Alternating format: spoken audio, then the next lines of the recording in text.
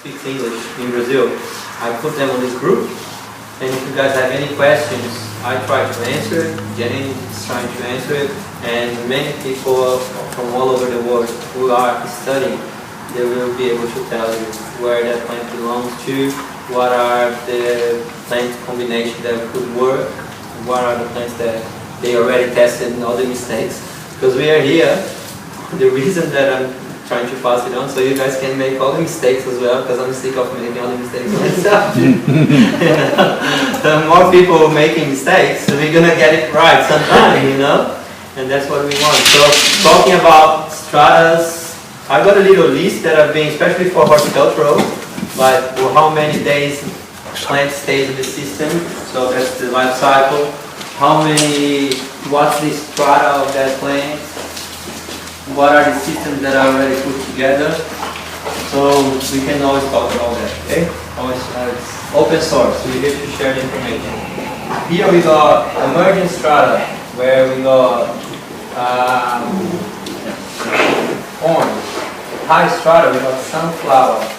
And down the bottom we got beans, medium strata. So, and here we got lettuce, that's high strata as well. So now you can see that there is nothing to do with height of the plant. It has to do with the light requirement of the plant. Okay? And that comes to the last principle, that's management. Okay? If you don't manage it, if you're planning to do some, I'm just going to plant it and leave it, don't even start. Because nature will try to fix it. Might take more years, but if you're planning to do 1 square meter or 1 acre or 10 hectares and not manage it, it's not going to work. Because the principle, they all go all together. The same as if you try to if you try to build a system and forget about the ground cover. It will take you time. The plant's going to suffer. You're not going to have the highest yield in that system. So remember about the fish net. You don't want to have gaps in the system. If we have gaps in the system, you're going to be losing energy. You're going to be losing time. You're going to be losing abundance. You're going to be losing money. And that's what we don't want. Okay, management is a really important bit of the system. I do many different talks in different subjects. We can talk about mycorrhiza here forever. I'm loving learning more about the life of the soil now. We could talk about different designs. This is just an introduction to syntropic farming. Okay, what I want here is you guys go home and try 1 square meter if you can, 1 garden bed, 100 garden beds if you have, 1,000 garden beds. In our 4 days workshop, we do this talk, but actually we go deeper. We spend whole day talking about plants' life cycle. We will try to come back. We didn't know how many people would come, so that's why we're supposed to do 1 day workshop. And then when we saw the number of people that was interested, we decided to do 2 days. And then if you guys keep interested and sharing these and want to learn more, next time we can do a little bit longer workshop where we can work with some plants. Let's say we got another beautiful art. Okay? So let's say we got 30 days, 120 days, 1 year, 3 years, 10 years, and 25 years. Okay? There is an exercise that takes us the whole morning or the whole afternoon for us to understand more about where each plant belongs to. So we can say that lettuce, the life cycle of the lettuce is from day 1 to 35 days. Okay? We know that corn is 120 days. And we know they are emergent, they are high, so we got emergent, high, medium, and low, and ground cover.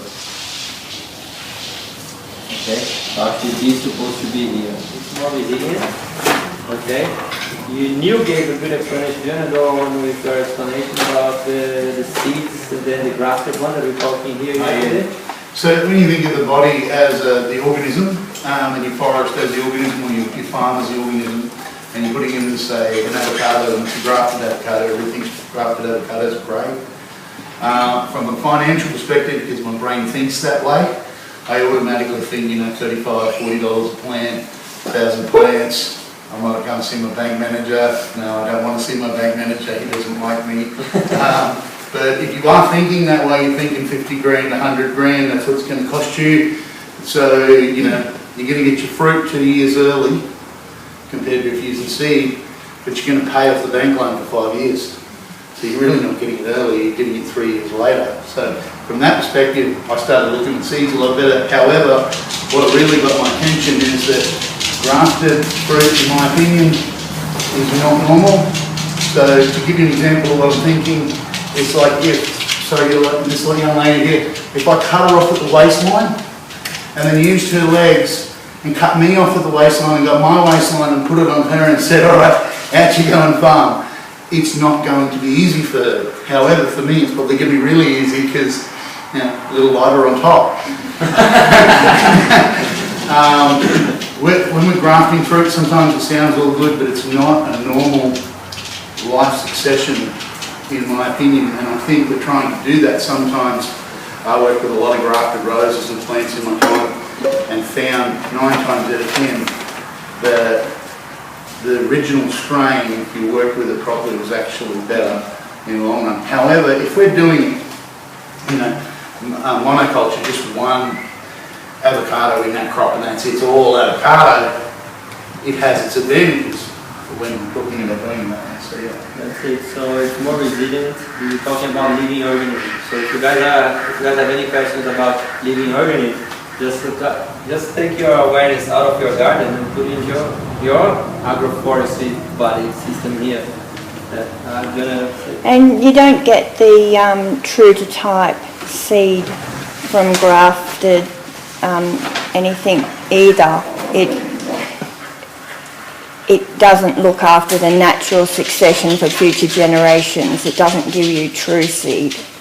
You're not guaranteed of a true seed. Yeah, so there is many different reasons why we prefer to use seeds. It's we get a healthier crop. Yeah, because we're talking about like old wood on young wood, and the problems that are occurring with pests attacking that old wood, and you're fighting that more and more disease. When if you just had the tree itself as a strong one organism instead of old wood on young wood happening. That's what they've been finding in Brazil. Makes sense? Yes? And it's cheaper. Everyone has a lot of mangoes, especially when you go to a producer. I don't know how many spare mangoes you have in your crop normally that you can actually use the seeds. A lot, isn't it? Yeah. So it's a lot of, saving a lot of money. You can have that seeds than actually buying $30-40.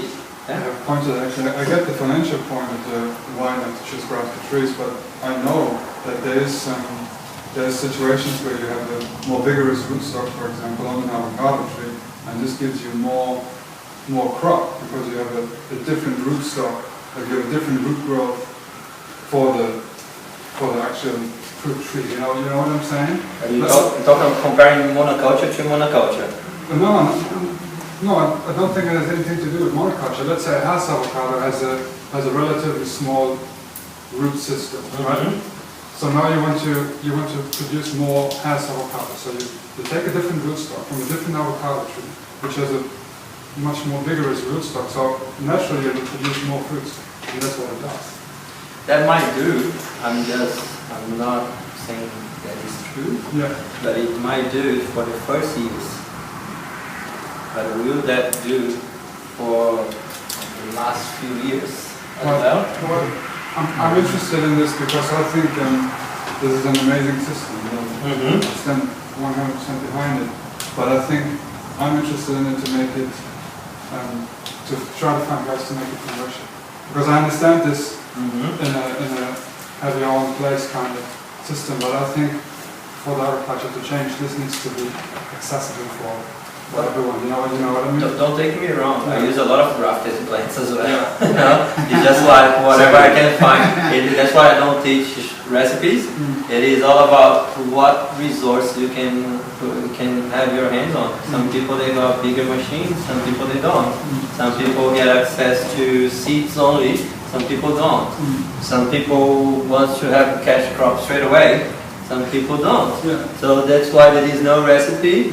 And sometimes it's worth it for you to grow from seeds because you want your trees to grow a little bit later because you want to have these younger other crops coming up. So that's why I really don't like to go into these discussions of what is bad, what is good, because everything can be good for your own situations. You know? So climates and microclimates as well. So we are here in the tropics, but I'm finding it subtropical here. You know, it's that's what I'm not teaching for. That's what I said from the beginning. There is no recipe. It's just principles. With that principles, you use your resource, financial, time, people, labor, and then you work with it. Yeah, this comes back to management. Yes. One of the things that we've tried to do here at Petals is trying to give a number of examples of what we think might be a good idea. Not to say that's how you need to do it later on. Thiego will probably be taking us around for a walk to have a look at the farm and have a look at different ideas and what we thought or what we were doing at that time. And one of the reasons for that is my wife and I were looking at the fact is, what if an avocado farmer wanted to do this? Maybe he needs something to look at, and rather than just be all talk, let's just do something, screw it up, make mistakes, learn from it and go, all right, so have a look at this and see what you think. But it mightn't be an avocado farmer, it might be a mango farmer, so we also had to do a system with mangoes in it. We even went to the extreme of going, what if it's a vine grower? Someone wants to grow grapes or passion fruit or chocolates or you name it. And so we've done a number of them things, and you'll see some of those things with and without mistakes. But yeah. Isolation organic citrus grower, and he's still harvesting abundance of seed planted in 1936. The difference what he has found is with grafted against seed grown is that grafted they give you a big bang for your buck quick and then gone. Now when you look at my experience of looking at any of these systems, you're not talking about a system for 5 years. You're talking about a generational system. So if you're going to be growing something, it's to look past just the next 5 years. It's looking at the next 500 years. No, I get that. But there is some parts of it that only do 5 years. That's right. Yeah. That's right. Yeah. Yeah. So it is finding the system that works for you, but it's also taking into consideration that actually in the natural system of things, you do not find grafted things out in nature. And there's a good reason for that. It's because nature's looking at the bigger picture. Yeah, but nature also created us. Yeah. We're able to grow. Yep. You know what I mean? Yeah. Yeah.